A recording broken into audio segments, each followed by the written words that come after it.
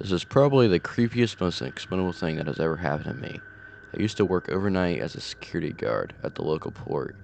Usually none of the port workers would stay overnight except for the safety officials.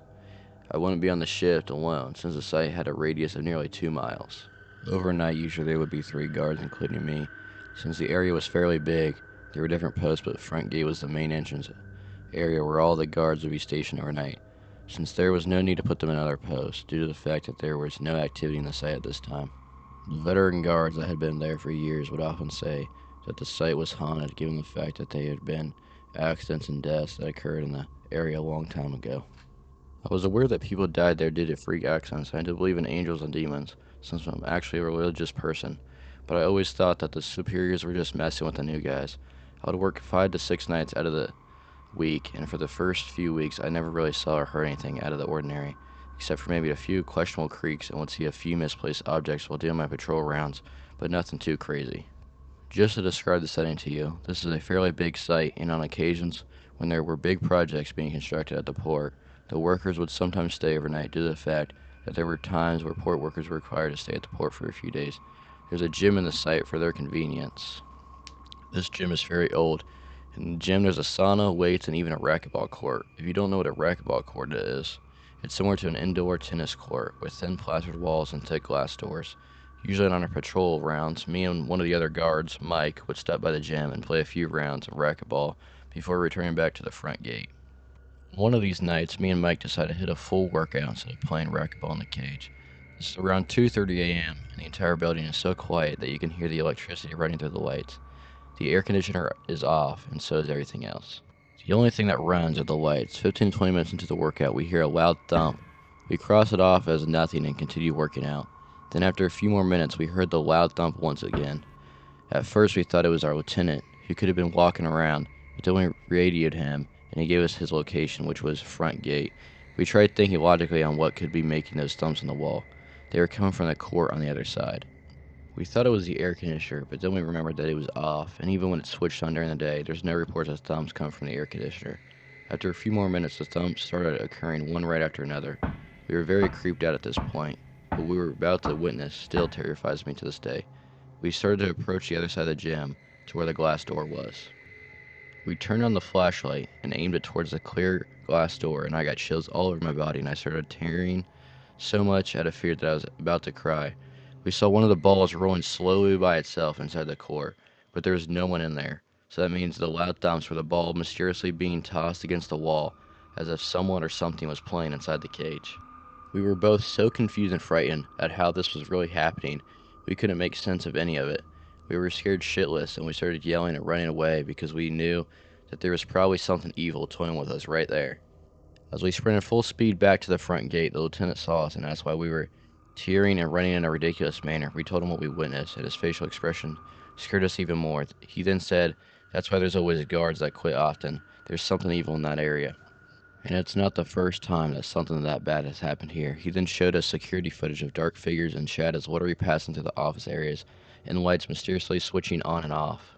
Till this day, I still get chills recounting my experience with my friends and family, and I'm even getting chills right now as I'm typing this.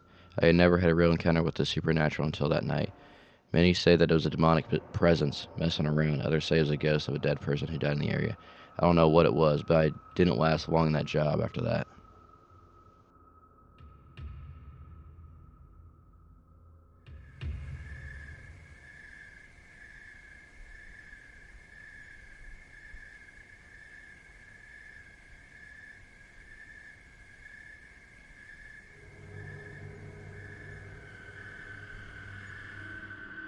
I have pretty much worked every day of my life since about age 13. I was the type of kid that didn't want to work at McDonald's or retail, but worked real jobs. I did demolition, worked in an auto shop, and construction, and worked for a guy that did flooring.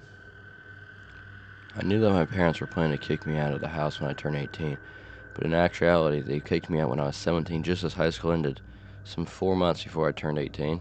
Anyway, one of the guys I worked for paid me under the table. I didn't get an hourly wage, just a pay based on the job at hand. He would tell me, "You have to go in and tear out all the flooring or all the cabinets or get the entire place, and it pays $100, but you have to get it done in however many nights," he said it would. You see, he worked in bars, restaurants, shopping centers, office buildings, and things like that we could work during the night, which would work out for me because I could only work after school and weekend. One time he told me about a job where I was supposed to go in and remove all the old glued down carpet and remove the black rubber base to a set of offices. It sounded easy enough. He said the job was going to take a couple of weeks. That was alright with me because at the time I was saving for my first car. The building we were going to was part of some kind of base. It was like a military base, but not really active in that part. It was a huge set of buildings that were all empty except the occasional desk or empty filing cabinet. But there was a break room area that we were not working in that had some vending machines like hot coffee, chicken soup. Another vending machine had candy bars, another had sodas. I made sure to bring all my free change with me along with my lunch. So the first day he takes me and shows me all the areas where I had to remove the flooring. The place is like a maze with long hallways and different office buildings and storage rooms. Some of the rooms led out to a large storage warehouse that still had a lot of equipment, mostly like office machines, boxes, and other equipment that looked like medical stuff. We're not supposed to go in there, but I saw it. The first night he was there with me, mostly setting up stuff and marking the rooms that were to be worked on. I remember he had a can or red spray paint and just sprayed on an X in the middle of each room of the old carpet. He also set up a couple large dumpsters for me to throw the debris in and got me a large wheel cart because the longest point from the office to the dumpster seemed like walking over a city block. I sure got my leg worked out each time I went. The first night since he was there, I could blast some music as loud as I wanted because the place was dead empty. I just went working my way from office to office, removing old glued down carpet and rubber wall base. I was told to be careful not to rip the drywall. As I was removing the black rubber base, I would go down with a large putty knife and cut the glue away as I removed it. The average office would fill up the wheeled cart, so I'd have to make trips to go empty the cart after each room. Most of the hallway had those timed light switches where you turn the knob and it gives you like 30 minutes of light. The second night, I had assumed my boss would be there, but nope, he went on to finish another job and said he wouldn't be back to pick me up around 5 a.m., so I worked from about 7 p.m. to about 5 a.m. By 5 a.m., I was waiting for him at the curb. The second night that I was alone in a huge building, well, I swear everything started to get to me. It seemed like the lights would just go off randomly and shorter than it should have. I did my best not to freak myself over this. I didn't have time to get scared or imagine things, just pull it up, glued down carpet, cut it in strips, roll it up, and put it in the cart. Remove the black rubber base and pile them up in the cart. I soon decided that instead of making multiple trips with one cart load, that I would just start stacking up debris in the hallway as I went from office to office. Some of the hallways had carpet too, so I worked doing them too. I would take a break about every 3 or 4 hours to go down to the break room, buy a can of Coke or maybe a coffee, wash up, and eat a sandwich that I bought. Several times I would walk out of the break room or even the restroom, and the entire hallway would be pitch black. I would go find the switches and turn them back on. One time I was at the end of the hallway, and it was a dead end with 2 offices on either side, no exit, just at the end of the hallway. The lights went out again. I flipped them back on by turning the knob, and I swear I saw movement down the hall, like if someone crossed in the dark down the hall. I called out, "Hello, is anyone there?" No response. I don't doubt that people who worked on base might come over, maybe to the storage area, but it was like 2 a.m. at this point. The next night, I brought a flashlight with me so that if the lights went out again, I could turn on the flashlight. It wasn't so bad when you were in one of the offices, but in the hallway it was darker than dark. One of the odd things, too, was that the fact that most of the offices didn't have any windows. A lot of these offices were deep inside the building, so they were like in the middle of the building, so no windows and not any outside light. That would help anyway. That same night, the batteries on my radio went out, so I had a lot of silent work ahead of me. I started to hear weird noises like creaking sounds, like if a door somewhere was slowly being opened. Another time I heard a loud bang, like if someone slammed against metal. On one of my trips to use the restroom, I heard what sounded like a machine being used somewhere. Another time when lights went out, as I put them back on, I saw a shadow again. I called out, but no one was there. The last night I was working a little more closer to the exit area, where there was like a loading dock, and where the dumpsters were, it was near the door to the large warehouse facility. That night I had replenished my radio battery and brought my Walkman as backup. I still had my flashlight, and brought a little cooler with me for drinks so that I didn't have to venture back into the hallway to find the break room. I even resigned myself to pissing behind the loading docks outside rather than go to the nearest bathroom. Like I said earlier, I had put a lot of debris in the hallways as I was working from room to room, so the last couple hours, finishing it up, I was wheeling debris to the dumpsters, and as I walked down a hallway that was an L shape that led deeper into the endless hallways, I looked up and saw the lights far off in the distance were on. I was like, nope. One of the last things I remember from that night, I had heard a very loud bang crash from inside the storage area. I hurried up my last bits of cleanup and just started taking all my tools outside to wait for the boss. He was a little late picking me up that morning, but I started to feel better when the sunlight started to break. He went in to check out my work. He was only gone for about 15 minutes, but I got the feeling he also noped it out there because he rushed back to the truck and was like, okay, good to go. He was also contracted to install all new carpet in the area that I removed. He used a different crew for that. I never went back inside and never wanted to ever again. I'm not sure what kind of office building it was. It was government, probably part of the military. Nothing had names or signs except odd signs with numbers and letters that I could remember. It was one really weird and creepy odd job that I did in high school, and I'm not sure what kind of spirits led there, but they didn't appreciate my loud music or using the lights.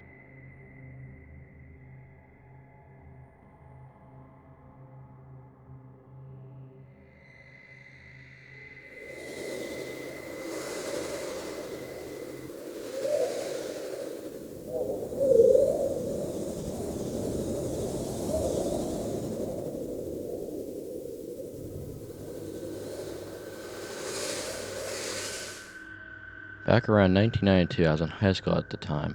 I was a sophomore, and unlike most of my friends in school, I didn't want the typical high school jobs like McDonald's or Taco Bell or some retail job in the mall or work at the local grocery store. I was very good with my hands and worked jobs like construction, demolition, flooring, and auto mechanic. All of my contacts, I worked under the table as I started working on some of these jobs at 14. It was beneficial for both of us as I was only called in when needed and I was the guy willing to only work evening and weekends. One of my contacts worked doing remodeling projects like at restaurants, bars, retail shops, and typical commercial projects that we could only work after hours. Like I said, that worked out for both of us because I went to school and would sometimes work after school or weekends.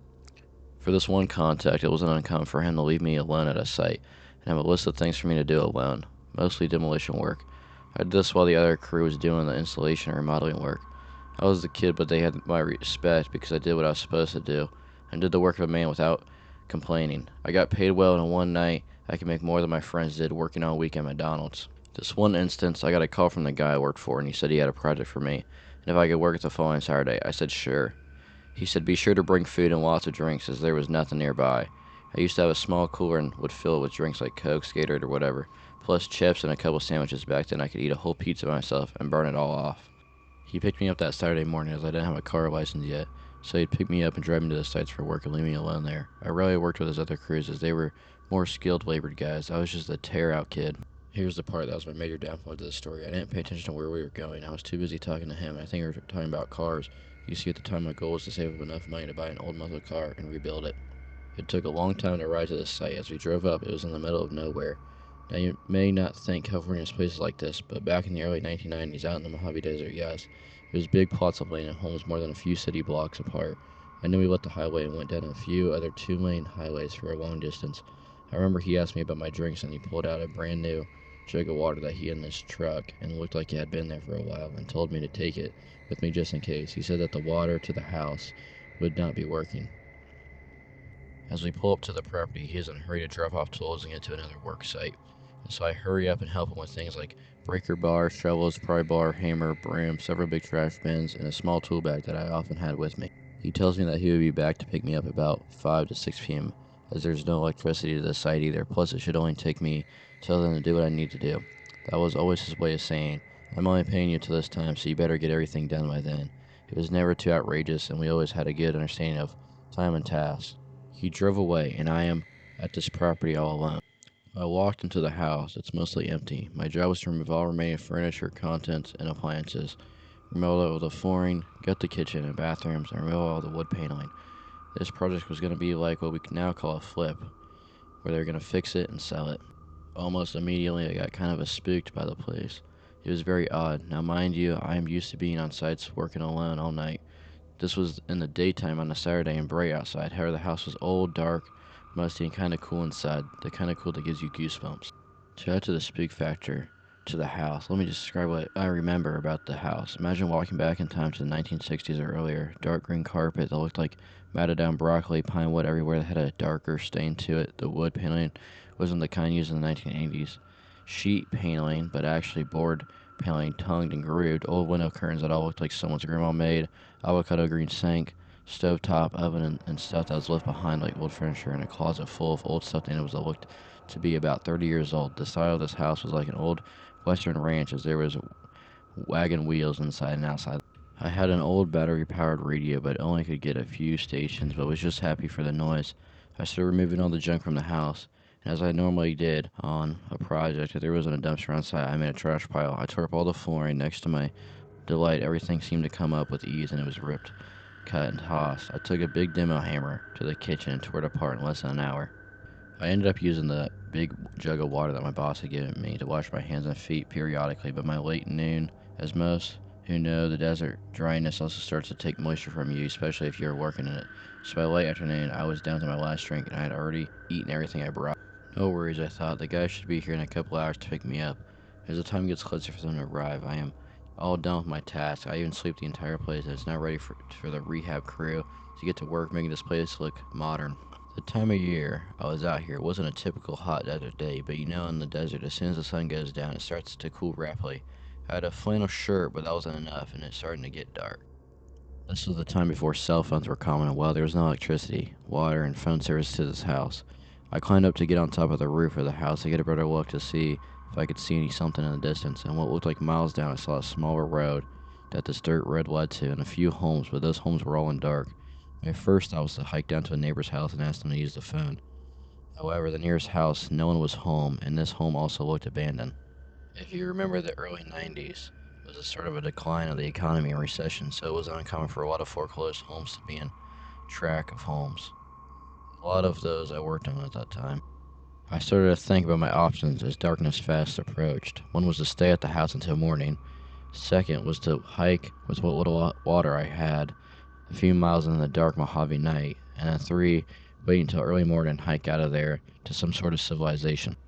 It also suddenly occurred to me that no one knew where I was except my boss. I don't know if he told anyone else where I was, and certainly my family wouldn't miss me until maybe Sunday night, but I didn't even tell them I was going to work there. They knew me and how much I would work to save up for my car, that they never worried about me not coming home. As full darkness was all around me, it was amazing looking out at the night sky, and lucky for me, the moon was bright. I didn't have a flashlight or any way to make a fire. Even though I tried, I was going to make a small bonfire out of broken up construction debris as the temperature started to fall probably down to the low 40s. My only option was to go back inside the empty, creepy house that somehow seemed even more creepy sitting alone in the dark. At about 8 p.m., the batteries on my radio, which was my only source of little light and noise, started to die. I grabbed an old wooden chair and sat in the living room of this house facing the door. I'm starting to hear wind, odd noises, which I assume are animals in the distance, and what sounds like leaves cracking under feet. I'm starting to shiver from the cold, so I set up off to start a fire in the fireplace. Imagine like Tom Hanks in Castaway trying to start a fire. At least this is keep my mind off my situation. Sitting in this living room next to the fireplace to the house seems even more darker than it should have. Mind you, in the daytime the inside seemed dark, so with only the moonlight I was pretty much sitting in complete darkness. My mind started to play tricks on me. I'm seeing shadows move outside and inside the house. I'm also starting to hear someone talking like whispers or something. I get up from my chair and yell, "Hello?"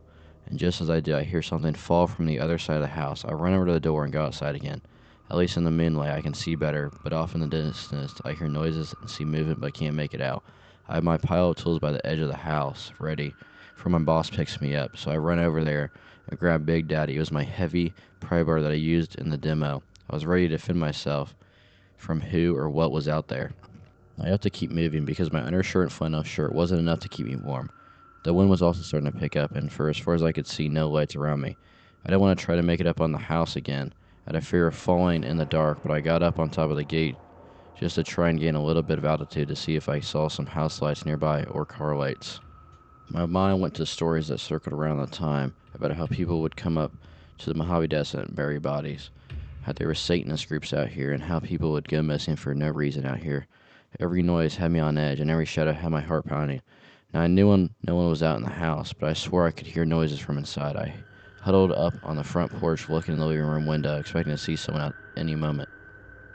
By around 11 p.m., I look at my watch, thinking this is going to be a long night, and this stuff only happened since it got dark. I didn't know how I'm going to make it another 6 hours till daybreak. I start thinking the moment it gets to be daybreak, Like the moment light starts to appear on the horizon, I'm going to take the little wire I had left and walk east. I knew going east I would eventually make it somewhere. The dirt road I was off of, I knew that directly led to a paved road. Closer to midnight, I am wide awake, my eyes fixed on the dirt road, thinking that any time now a car would come down it. Maybe they can call for help for me. I remember casually just turning to look back into the house. As all this time I kept hearing noises, but telling myself maybe a rat or some animal. I see a shadow of a person move from the kitchen down the hall. I jump up from sitting down and was like, that is not an animal, that is a human. I start backing my way off the porch towards the pile and trip over debris and fall down on the ground. I get up but fall again. It was like something pushed me down, or my imagination, but all of a sudden these bright lights are coming closer to me as I'm laying on the ground. I jump up and it's my boss. He's looking at me like, what the heck are you doing? I was just so glad to see him. I wasn't mad or anything, just asking what happened. He said that he was so sorry, but he thought the other crew was coming, and they thought that he was coming. So no one actually came. He said it wasn't until later in the evening he asked the other crew leader about how far along I got. He said I didn't go get him. Well, it took him almost 2 hours from where they were working to come and get me. He felt really bad and told me he was going to pay for me for the entire time I was out there. He also grabbed a can of Coke from his cooler and asked me if I was thirsty. I drank that all in one gulp. Once we got back towards civilization, he went through a fast food drive-thru, and I ate like I never eaten before. As he was driving me home, I asked him about the house. I told him how creepy it was. He said he didn't have any information on the house, only just what we were supposed to do. After that, I made sure to always keep extra batteries, flashlights, and double the amount of liquid.